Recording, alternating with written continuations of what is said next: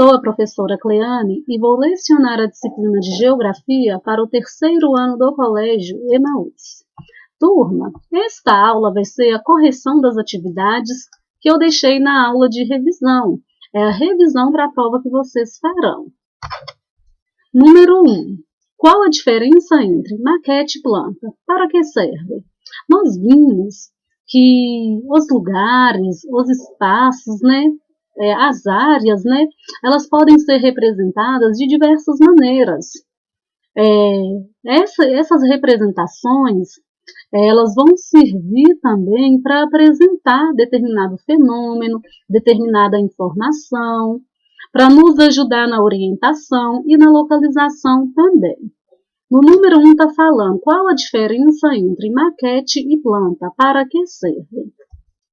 A maquete é uma representação em miniatura tridimensional de um espaço, de uma área, de uma construção também. Tridimensional, como nós vimos, quer dizer em 3 dimensões, Altura, largura e profundidade, é o famoso 3D. A planta também é uma representação de uma área, uma representação em miniatura de uma área, de um espaço, de um local. É a representação desse espaço reduzido, não é verdade? Qual que é a diferença da planta para a maquete? A planta é uma representação bidimensional, em 2 dimensões apenas, que é a altura e a largura. A planta, gente, ela costuma ser utilizada na representação de bairros, tá? Na representação de bairros, demonstrando os elementos que estão neste bairro, como ruas, avenidas, praças, supermercados, escolas, dentre outros. A planta, ela é representada em uma visão vertical. O que quer dizer isso? Em uma visão de cima para baixo. 2. O que são os mapas? Os mapas também são uma forma de representação. Os mapas representam um espaço maior.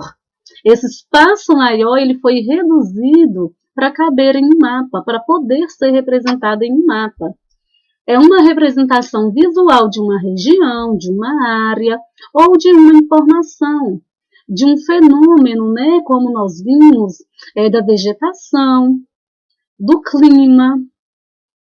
Então, o mapa, gente, ele também vai fazer uma representação de uma informação, de um espaço, só que é um espaço maior, que vai ser reduzido para caber no mapa. 3. De que maneira as pessoas podem se orientar e se localizar? Existem diversas formas, Desde a antiguidade, o ser humano ele se orienta pelos astros, pelas estrelas, pelo sol e pela lua. Com o passar do tempo, o ser humano vai desenvolvendo técnicas que vão facilitar a sua orientação, que vão facilitar a sua localização. Então, o ser humano ele pode se localizar e se orientar usando plantas, usando mapas, bússolas, os GPS, através dos astros também, como o Sol, como a Lua, e também através do mapa mental. Lembra o que é o mapa mental? É quando a gente se lembra do caminho, Quando a gente vai a um local e memoriza o caminho, memoriza o trajeto. Então, a gente sabe de cabeça como ir e voltar. Este é o mapa mental. 4. O que é o movimento de rotação? Quais as consequências deste movimento? O movimento de rotação, gente, é um movimento que a Terra realiza. A Terra ela realiza 2 principais movimentos, rotação e translação. Lembra o que é o movimento de translação? Translação é o movimento que a Terra gira em torno do Sol. Neste movimento que a Terra gira em torno do Sol, que é o de translação, tem como consequência as estações do ano.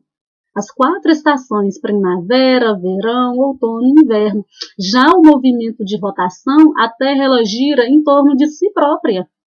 Ela gira em torno do seu próprio eixo. Quais são as consequências? Nós vamos ter a alternância do dia e da noite. O movimento de rotação é o movimento no qual a Terra gira em torno do seu próprio eixo. Este movimento possibilita a alternância dos dias e das noites. 5. Quais são as principais direções cardeais? Bom, gente, quais são as direções cardeais, né? Porque cardeal já se refere às principais direções. Essas direções são leste, oeste, norte e sul. Como que foi convencionada essas direções, gente? Que é a base da orientação, que é a base da localização, de acordo com o movimento aparente do Sol. Lembra o que é o movimento aparente do Sol? É a impressão que a gente tem que quem se movimenta é o Sol. Na realidade, nós sabemos que é a Terra, mas nós temos essa impressão que quem se movimenta é o Sol. A partir desse movimento aparente foi se definido. Leste é onde o Sol nasce, né? É o amanhecer. Oeste é onde o Sol se põe. Norte é quando a gente está com o braço direito apontado para o nascer do Sol, o norte vai estar à nossa frente e o sul atrás.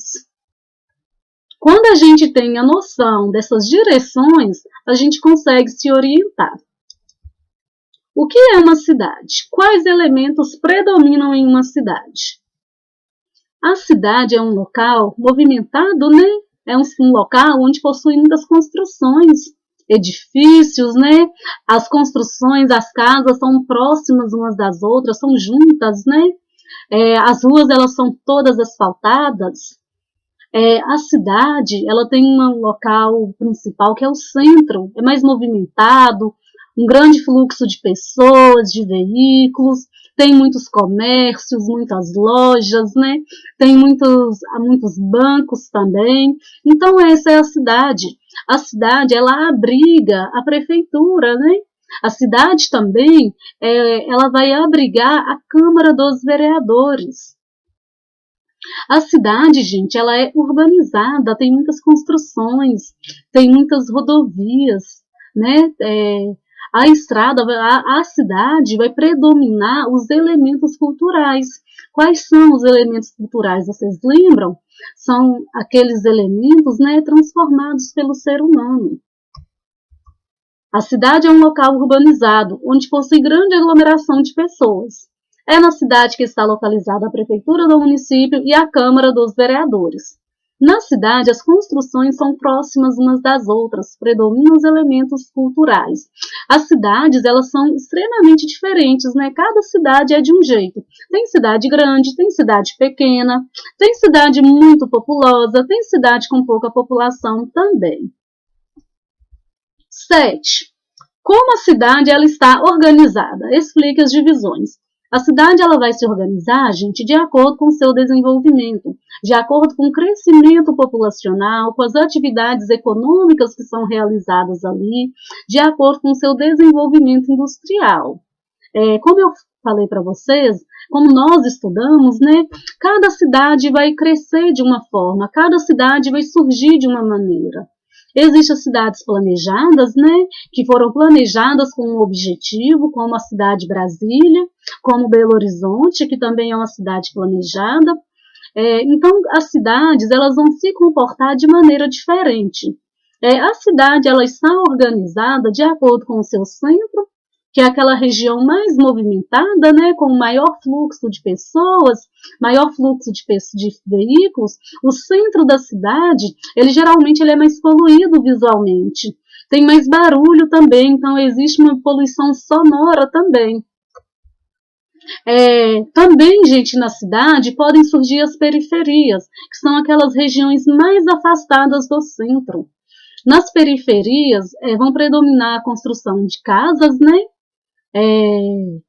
Essas casas atendendo aquela população de mais baixa renda também. Além das periferias, vão se formar também as favelas. As favelas possuem construções inacabadas, o acesso à oferta de saneamento básico é precária, tem moradores em favelas, tem famílias que não têm acesso à água tratada, não têm acesso à coleta de esgoto, a tratamento de esgoto.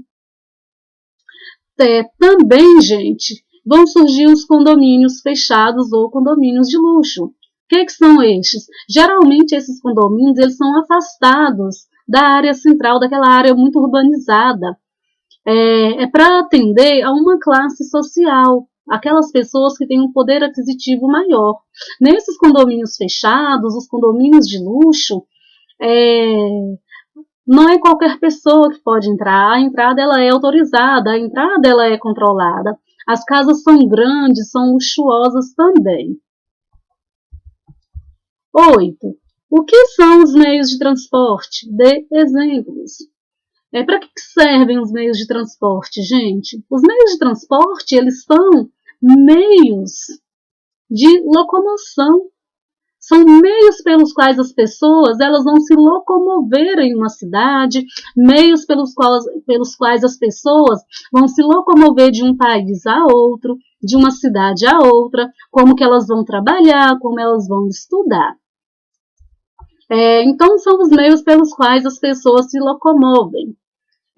Transportam também mercadorias, transportam cargas também. Eles podem ser terrestres, como ônibus, carro, trem, metrô. Podem ser aviários, né? Como aviões, helicópteros, drones. E podem ser também aquáticos ou aquaviários. Esses meios de transporte aquáticos, eles vão circular pelas águas, né? Tem um outro meio de transporte também, gente, que são os dutos, né, dutoviários.